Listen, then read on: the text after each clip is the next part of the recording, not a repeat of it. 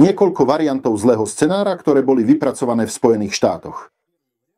Prvá možnosť je Majdan v Rusku, podobný roku 1917 a 1991. To je tzv. Separatistický rozpad.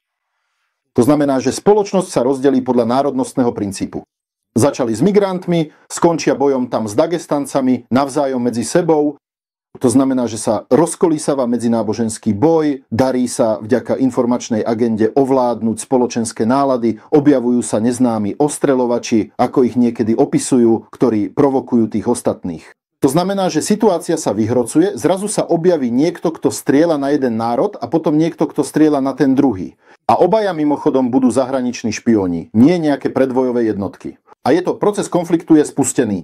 Konflikt prerastá do občianskej vojny a separatistických vojen. Rusko sa podľa americkej predstavy rozpadá na niekoľko území, pričom prichádza aj o jadrové zbrane. Ešte raz, Ameriku neznepokojuje ani tak Rusko, ako skôr ruské jadrové zbrane. Toto je potrebné pochopiť. Toto je jeden scenár. Druhý scenár je európska jadrová vojna. Amerika zostáva bokom, v Európe sa konflikt vyostruje, to znamená, že niekto na niekoho zhodí jadrové bomby, nie strategické, ale taktické. Taktické jadrové bomby sú zbrane na boisku, na rozdiel od strategických, tie sa dajú použiť. Počkajte, konflikt v Európe medzi sebou alebo s Ruskom? No, povedzme, Francúzsko-Rusko, Anglicko-Rusko, Nemecko-Rusko. To znamená, že úlohou Američanov je rozpútať európsky jadrový konflikt s použitím taktických jadrových zbraní, zničiť niekoľko ruských miest jadrovými zbraňami. Rusko by potom mohlo zaútočiť, povedzme, na Kyjev, Berlín alebo niekam inam. Toto je americký scenár. Takáto vojna automaticky ochráni Spojené štáty americké pred ruskými jadrovými zbraňami, pretože Rusko nebude mať čas na Ameriku. Amerika sa tu bude správať správne. Mierotvorcovia, humanitárna pomoc. Všetko ako sa patrí. Toto je ich scenár, ten zlý takzvaný. Na tento scenár im pracuje silná piata kolóna. My sme predsa problém suverenity v Rusku, v Moskve, v orgánoch moci nevyriešili. Spomeňte si na šéfa ruskej zahraničnej rozviedky Naryškina, ktorý otvorene hovoril, že v Rusku pôsobí viac ako 80 000 amerických špiónov v médiách, v orgánoch moci. Veď ich predsa nikto neodstránil, žiadne čistky neboli vykonané. Preto sú oporou pre jeden aj druhý scenár. Práve oni napríklad vytvárajú túto ilúziu, áno?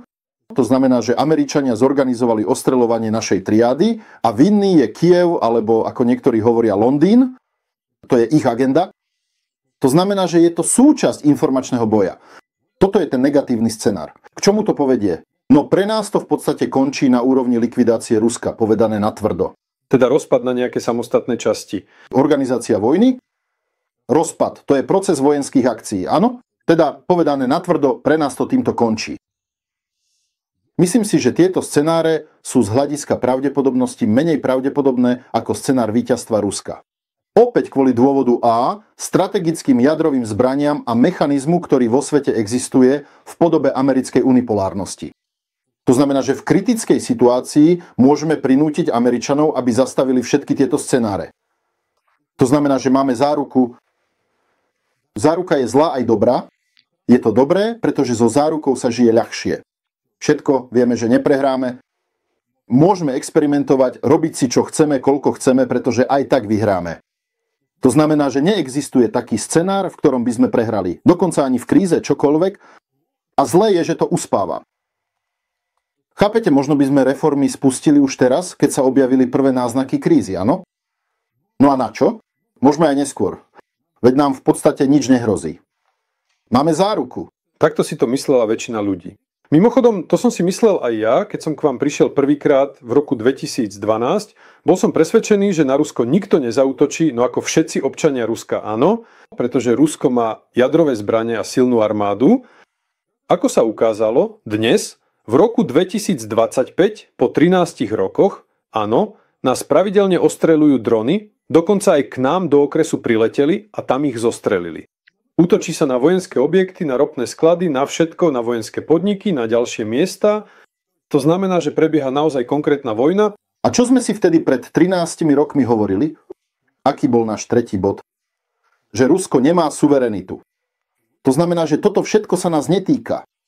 Čo je to suverenita? Suverenita je moc. Ak nemáte národnú moc, nech ste akokoľvek silní a máte jadrové zbrane, tieto zbrane nebudú použité vo váš prospech.